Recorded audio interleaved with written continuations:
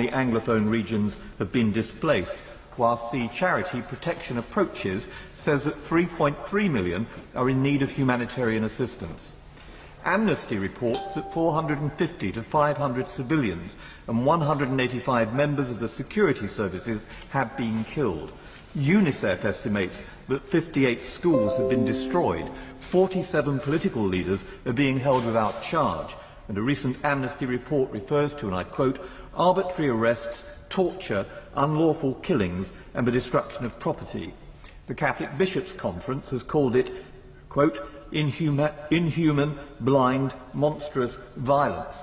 And of the October election, Archbishop Samuel Cleda, the President of the Bishops' Conference, says, one has the impression election results are decided before voting takes place. My Lords, we can all share in these horrendous statistics, but what I want to do is this evening focus on what conclusions we can draw from the United Kingdom's dismal approach to this situation. More than ever, with Britain's potential departure from the European Union, we must seek to define our role in the world, and it would be helpful to know from the Noble Baroness Minister whether, for instance, human rights issues were assessed before, for instance, the New Age natural gas deal was announced, what consideration has been given to targeted sanctions, and whether this crisis figures in the Foreign Secretary's recent commitment on atrocity prevention. My Lords, the government mustn't suggest that this is a level playing field conflict in a civil war between equal sides. Too often in the past, in Bosnia, in Rwanda, in Darfur, the United Kingdom chose the path of moral equivalence, hinting that both sides are as bad as each other is the easy way out.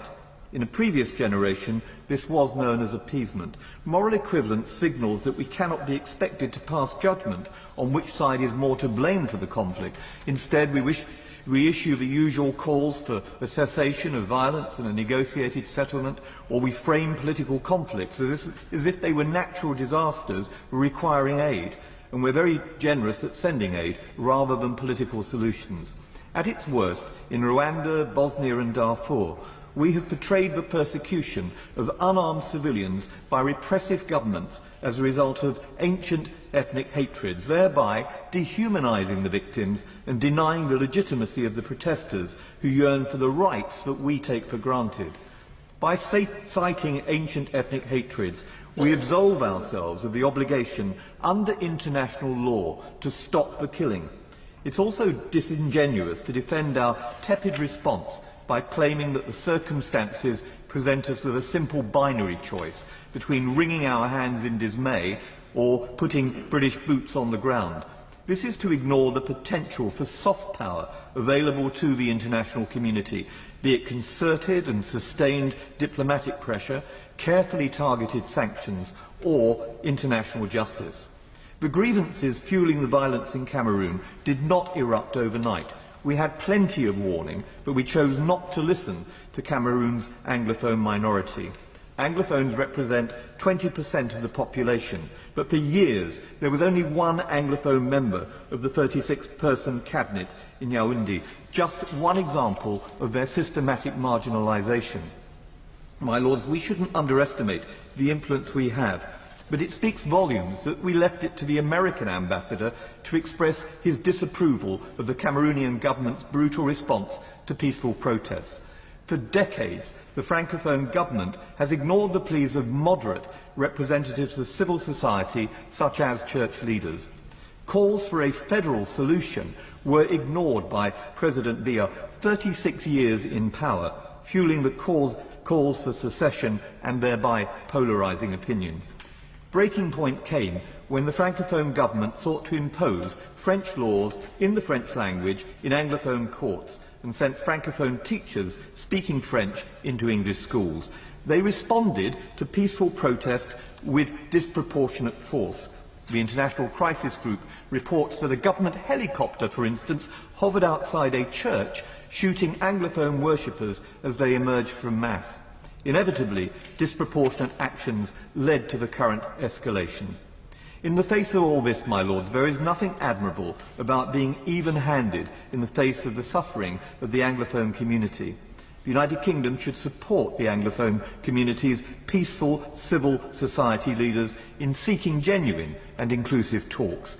We need a targeted strategy for atrocity prevention and, my lords, a commitment to bring to justice those responsible for human rights violations wherever they occur. Establish some Potemkin institutions that weren't really doing anything to bring the two sides together. Could you elaborate on that? Because you ran out of time before. Sure, yes, sir.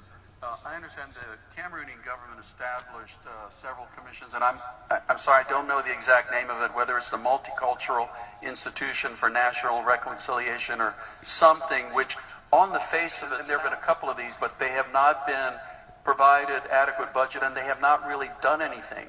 Because what the country needs more than anything else is a genuine, open dialogue, probably to include the diasporas of the Cameroonians, because they have a great deal of interest in this. Because, sir, what's happening, both sides are becoming further and further radicalized.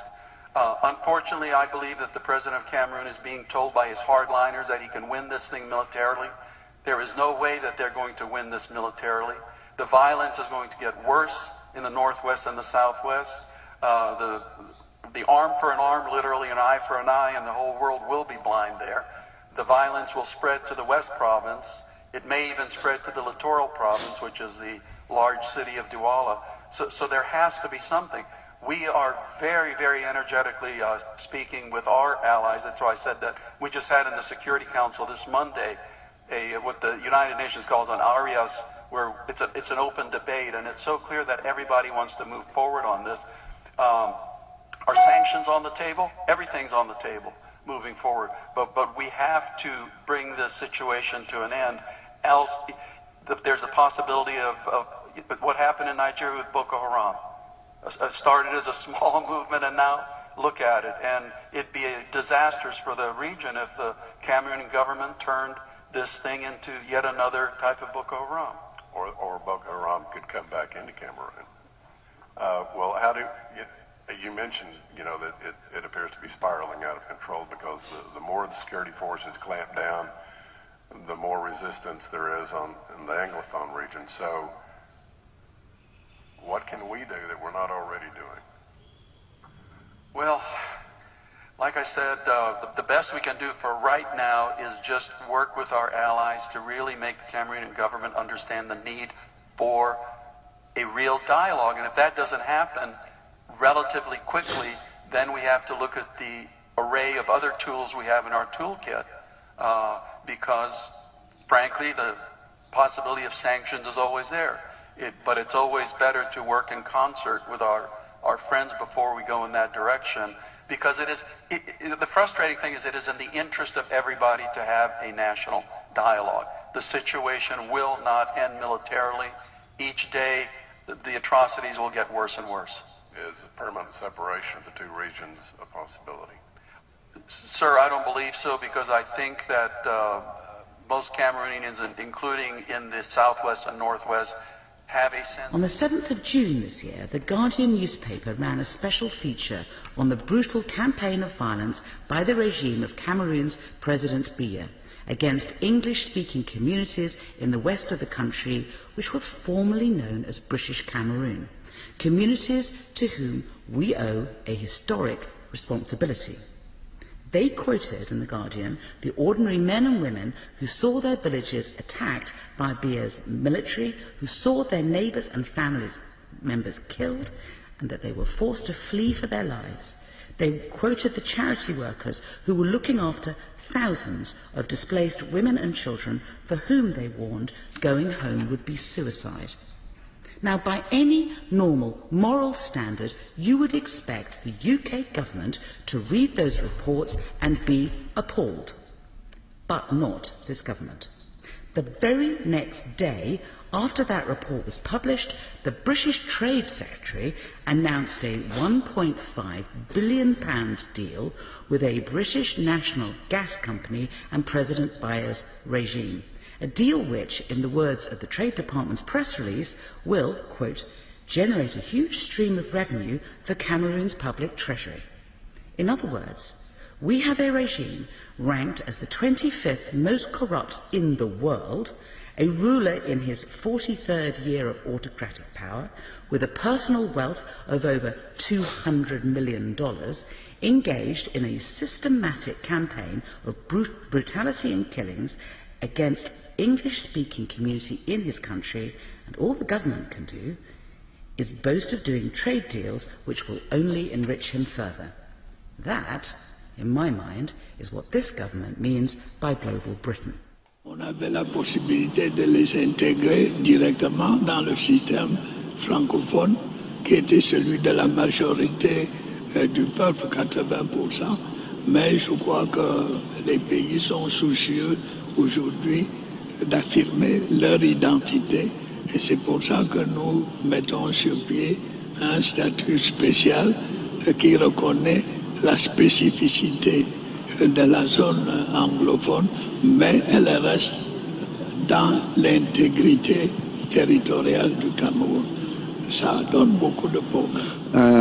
Please, if you, we understand.